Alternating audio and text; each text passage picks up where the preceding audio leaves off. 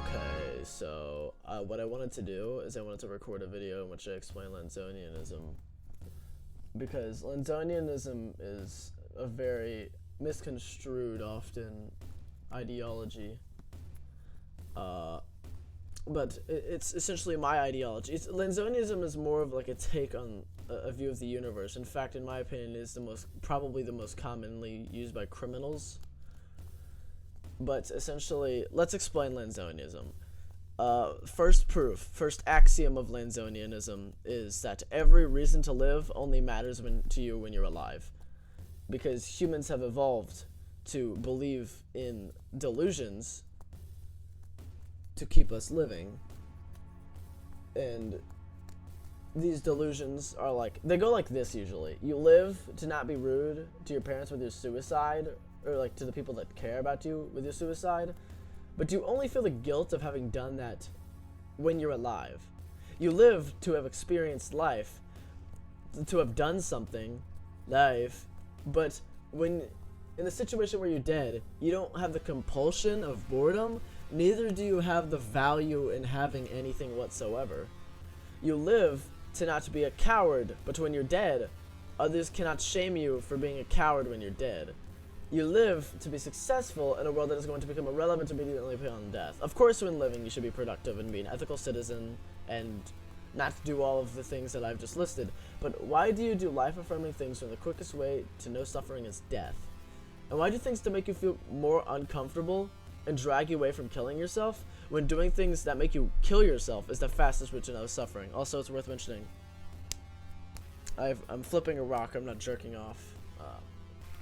The reason that we care about these delusions that clearly are so relevant, because if you take a consciousness outside of a culture, they're not going to immediately innately understand this, and thus there's nothing wrong with that, if that makes sense. The reason that we care about these irrelevant delusions is because we have evolved to do so, because only the willing who have evolved to stick together and mind these norms actually get to end up living in the end. So let's essentially explain this. The self-fulfilling morals of good and evil, i.e. evil, that is everything that gets in the way of culture forming a society, which I already explained is what keeps people together.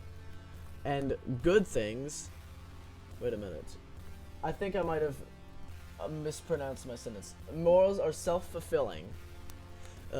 Evil is the only things that get in the way of a culture forming a society, like suicide, which innately is a thing that a society has to believe in to not kill themselves so the society lives.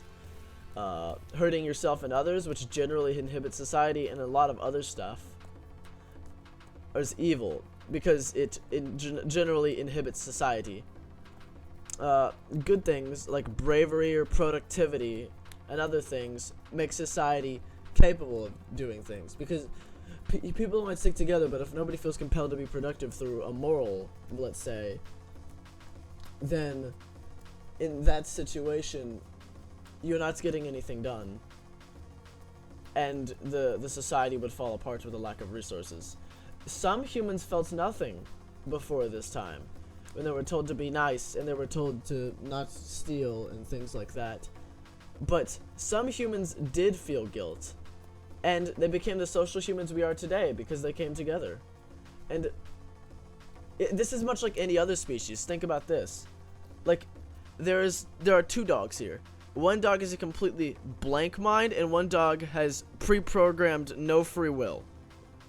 The one that has absolute free will is going to do nothing, because he doesn't feel like he has to do something at all. And if that's the case, then you're just gonna, and that's it. You're just gonna stand there. The other dog is compelled to feed itself, feed its pack, stick with its pack, and not kill its pack, because it is evolved to do things like that, because they generally make the dog live. This is the truth. That's about it. It's because this is Lanzonianism is crazy. It was like listen, I got Lanzonianism from listening to the philosophy of Adam Lanza, of course, which is the perpetrator of the Sandy Hook massacre, if you don't know. But generally, what I'm saying is absolutely the truth. And if you look at this in an anti-natalist perspective as well, you see that because humans have evolved to essentially hurt each other into not being dead, which makes no sense when you think about that. It's because we've evolved for that not to make sense. We hurt each other to live, when death is freedom from that. And the simple truth of it is that we've evolved to not notice how dumb that is. Because the ones that didn't notice how dumb that was lived and had sex and had kids. I told their kids that. It's that simple. We've evolved to be dumb enough to live, if that makes sense. And that's Lanzonianism simplified.